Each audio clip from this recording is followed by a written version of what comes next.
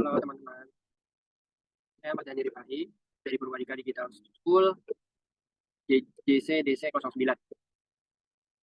Saya ingin presentasikan atau menjelaskan capstone modul 3 terakhir saya yang berjudul Customer Lifetime Value. Dan setelah itu, yang pertama kita akan menjelaskan note yang terlebih dahulu. Yang pertama ada business problem understanding, yang kedua data understanding, yang ketiga ada data cleaning, yang keempat ada data analis, yang kelima ada data processing, yang kelima ada modeling, yang ketujuh ada conclusion, dan terakhir ada recommendation. Yang pertama kita bahas adalah business problem understanding. Background-nya adalah perusahaan adalah sebuah perusahaan asal Amerika Serikat yang bergerak di bidang asuransi. Dalam dunia bisnis, kemampuan sebuah perusahaan untuk membuat kliennya betah dan loyal terhadap perusahaan itulah sangat krusial dan sangat penting. Untuk mendapatkan customer baru bisa 25 kali lebih mahal daripada mempertahankan customer yang lama atau customer retention. Customer retention menjadi kunci dari sumber pendapatan yang stabil bagi perusahaan karena pembelian berulang dari existing customer membuat bisnis perusahaan tetap jalan.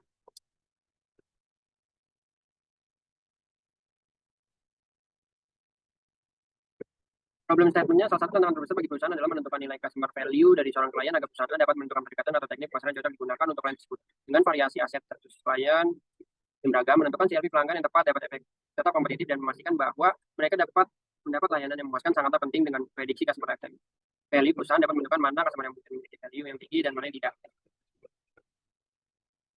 Goalnya adalah perusahaan itu memiliki tools yang dapat memprediksi tentang membantu klien mereka. Dalam hal ini, klien mereka untuk dapat menentukan customer lifetime value pelanggan berdasarkan fitur tertentu dengan akurat. Adanya perbedaan pada berbagai fitur yang dimiliki klien, seperti jenis kendaraan, jumlah pendapatan, dan tingkat edukasi dapat menambah keakuratan prediksi nilai klien tersebut. Bagi perusahaan prediksi tool yang dapat memberikan prediksi CLV secara kuat tentu dapat meningkatkan jumlah klien. Dengan kata lain, semakin banyak klien berarti dapat meningkatkan revenue perusahaan. Analytic approach-nya ada yang kita lakukan adalah menganalisis data untuk dapat menentukan pola dari fitur-fitur yang ada yang membedakan satu klien dengan yang lainnya. Selanjutnya kita dapat akan membangun suatu model regresi yang akan membantu perusahaan untuk dapat menyediakan algoritma prediksi CLV yang baru masuk dalam daftar calon perusahaan yang mana akan berguna untuk perusahaan yang menentukan segmentasi target. Dan evaluation metriknya yang kita gunakan adalah MSE, ada mean square error, RMSE root mean square error, MAE adalah mean absolute error, dan terakhir MAPE, mean absolute percentage error. Di mana MSE adalah nilai rata-rata dari error, MSE nilai rata-rata dari error, MAE adalah rata-rata nilai absolute dari error, dan MAPE adalah absolute dari error yang dihasilkan oleh model regresi. Semakin kecil nilai MSE, MAE, dan MAPE yang dihasilkan berarti model semakin akurat dalam prediksi CLV sesuai dengan eliminasi fitur yang digunakan. Setelah kita main business understanding, business problemnya, tadi kita melakukan data understanding. Berikut adalah dataset yang kita bahas yang diberikan. Yang pertama ada vehicle class, kelas kendaraan pelanggan, ada coverage, jenis polis asuransi, ada premium over type, jenis penawaran pembaruan, ada employee status, status pekerjaan pelanggan, ada marital status, status perkawinan pelanggan, ada education, tingkat pendidikan pelanggan. Setelah itu ada number of police, jumlah polis saat ini yang dimiliki pelanggan, ada monthly premium, adalah jumlah pembayaran asuransi bulanan pelanggan, total claim amount, jumlah kumulatif klaim sejak diluncurkannya polis, dan yang terakhir adalah income, pendapatan nasabah. Setelah melihat data set yang sudah diberikan, saya melakukan data cleaning yang berfungsi untuk yang pertama saya lakukan adalah cek data duplikat menggunakan data frame, yang kedua cek data typo dan memperbaiki kolom format penulisan menjadi konsisten, yang ketiga memahami matching value atau MAR, missing at random, dan terakhir saya melakukan treatment dan memahami outlier. Setelah itu, setelah melakukan data cleaning, kita lanjut ke data analisis. Bisa dilihat dari scatter plot dan bar plot di gambar berikut ini.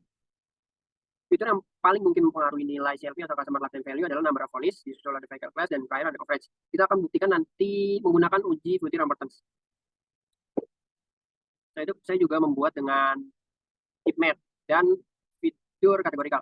Dari heatmap di sini menunjukkan bahwa customer lifetime value memiliki korelasi positif terkuat dengan fitur number of police sekitar 0,49, sedangkan fitur income menjadi fitur yang berkorelasi terlemah dengan customer lifetime value 0,053. Selain itu ternyata terdapat sesama fitur yang berkorelasi kuat yaitu monthly premium auto dan total premium amount 0,53. Bila dilihat dari fitur kategorikal, diketahui bahwa customer yang memiliki kendaraan Ford class menjadi customer terbanyak yang mengasuransikan kendaraannya.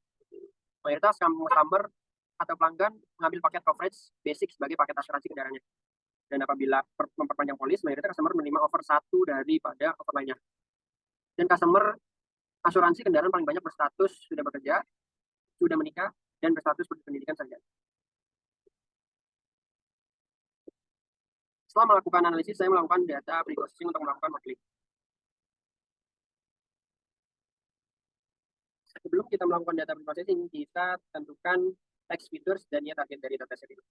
Target dari proyek ini adalah prediksi berapa jumlah customer lifetime value berdasarkan fitur yang tersedia, fitur semua kolom selain kolom customer lifetime value, target kolom customer lifetime value. Selanjutnya kita split data menjadi dataset latihan dan set ujian. Di sini saya menggunakan rasio trend set dengan test set sebesar 80-20 dengan random set 0. Di sini tidak menggunakan parameter tarifi atau pada data splitting karena target kita kolom customer lifetime berupa numerical continuous. Dan dibagi dua, datanya ada kolom numerical dan kategorikal, scaling, number of police, monthly premium auto, total claim auto, income. Dan kolom kategorikal ada one shot encodernya, vehicle class, unit offer type, employee status, marital status, dan ordinal encodernya ada coverage dan inflation. Seluruh fitur numerical melalui proses iteratif inputer, polynomial fitur, dan robust scaling. Fitur coverage dan education memiliki tingkatan atau ranking kategorikal ordinal, maka kedua fitur ini melalui proses ordinal, encoder, dan robust scaling. Fitur vehicle class dan renew over type, employee status, dan marital status akan melalui proses one hot encoder karena tidak memiliki tingkat kategorikal nominal. Sisanya akan saya lewati. Mengapa saya menggunakan polynomial fitur?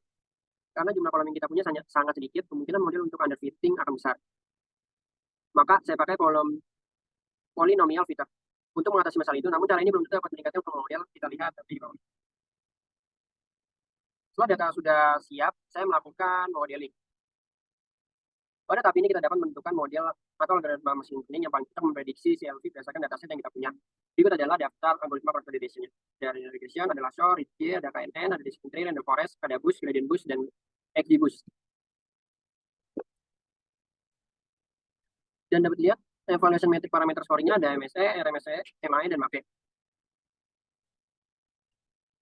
Dari hasil cross validation di atas, ternyata model atau algoritma machine learning terbaik untuk data kita adalah random forest. Untuk menentukan model terbaik, saya melihat rata-rata MAPE terkecil dengan standar deviasi yang tidak besar atau modelnya stabil. Namun alangkah baiknya saya akan mengambil 3 model terbaik yaitu random forest, gradient boost, dan decision tree, dan dilakukan proses deep search, lalu membandingkan model di akhir.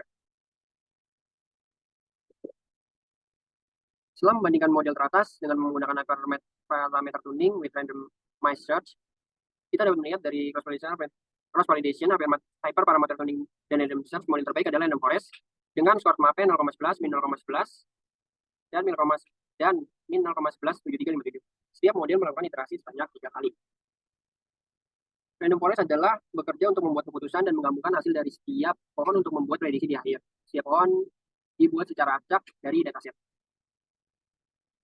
Hasil perbandingan before after setelah dituning.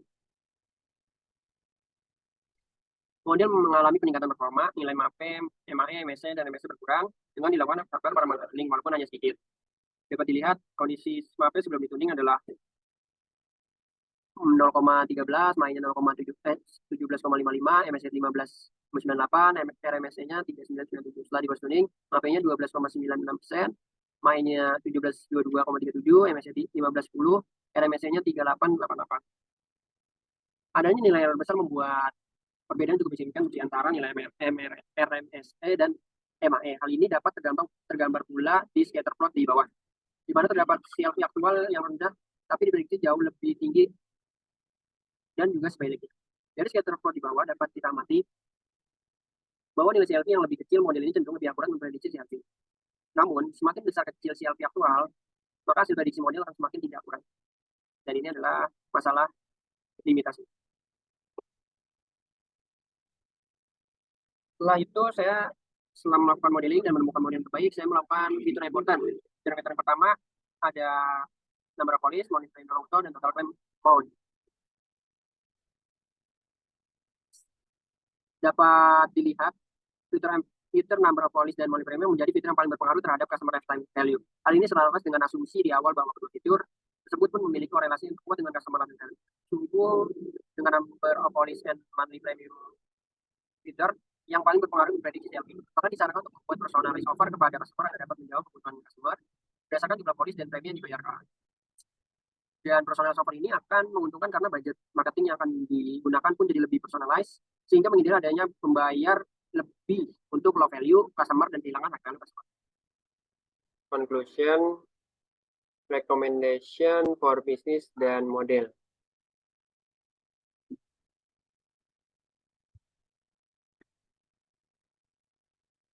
Dari conclusion yang pertama dapat kita simpulkan bahwa nilai prediksi LP klien A adalah 12.644.6 dengan error plus minus 12.96%.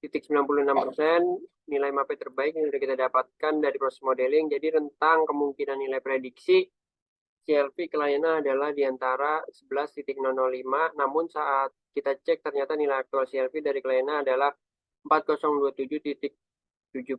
Berbeda jauh dari hasil prediksi kita. Yang kedua ada, dengan adanya bantuan model, perusahaan terbantu dalam melihat CLV, tapi tidak menutup kemungkinan juga prediksinya melesat lebih jauh karena bias yang dihasilkan model cukup tinggi bila dilihat dari visualisasi antara CLV aktual dan prediksi. Bias yang dihasilkan oleh model ini dikarenakan oleh terbatasnya fitur pada dataset yang bisa mempresentasikan aspek informasi klien seperti kelas kendaraan, jenis asuransi, status pekerjaan, status pernikahan, tingkat edukasi, dan lain-lain. Yang ketiga, selain berdasarkan permodelan sudah kita lakukan, fitur number of police menjadi fitur yang paling berpengaruh terhadap customer lifetime value. Setelah itu ada rekomendasi for business. Yang pertama, karena kan nilai yang cukup besar dari nilai CLV aktual dengan CLV prediksi, maka hasil prediksi model ini sebaiknya tidak secara mentah-mentah dipercaya oleh perusahaan A untuk memprediksi CLV lainnya. Hal ini disebabkan oleh limitasi yang telah dijelaskan di atas. Namun, hasil prediksi untuk CLV yang rendah masih cukup akurat. Perusahaan A masih dapat mempercayai hasil prediksi model apabila nilai CLV masih di sekitar di bawah 8.000. Yang kedua, dengan mengetahui hasil prediksi CLV dari machine learning, maka perusahaan disarankan untuk dapat melakukan upselling dan cross-selling pada customer. Dengan upselling dan cross-selling, ini akan memberi peluang kepada penambah pembeli polis dan biaya premi yang dibayarkan di mana berpotensi meningkatkan CLV customer.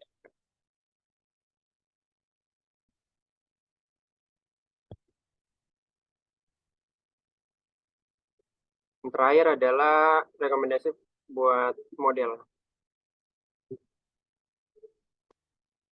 Menambah jumlah fitur klien, hal ini dapat mengurangi resiko model unfitting, namun tentu saja fitur yang ditambahkan tidak boleh sembarangan. Apabila perusahaan menambah terlalu banyak fitur, maka model akan cenderung overfitting. Tambahkan fitur-fitur yang berkaitan dan berkorelasi kuat dengan CLV seseorang, misalkan tingkat pretensi klien, frekuensi pembelian, dan demografi klien. Hal ini mempengaruhi CLV mereka. Yang kedua, menambah jumlah data klien. Hal ini dapat membuat model semakin pintar karena model akan belajar dari data yang lebih heterogen dan beragam. Hal ini juga mengurangi kemungkinan overfitting. Yang ketiga, meningkatkan kualitas data. Ada aturan terkenal pada dunia machine learning yaitu GIGO, garbage in, garbage out. Tidak peduli seberapa canggih dan akurat model yang dipakai, apabila data yang diolah berkualitas rendah, maka hasilnya akan berkualitas rendah juga. Yang terakhir ada model algoritma machine learning lain yang lebih kompleks seperti neural network, deep learning algorithm, dan survival analysis. Model yang lebih canggih dan kompleks dapat meningkatkan performa model. Walaupun belum pasti, model yang lebih kompleks juga jauh lebih sulit untuk diinterpretasikan. Sekian tugas dari saya. Semoga hasil belajar saya di Purwodika bermanfaat untuk karir saya selanjutnya. Sekian dan terima kasih.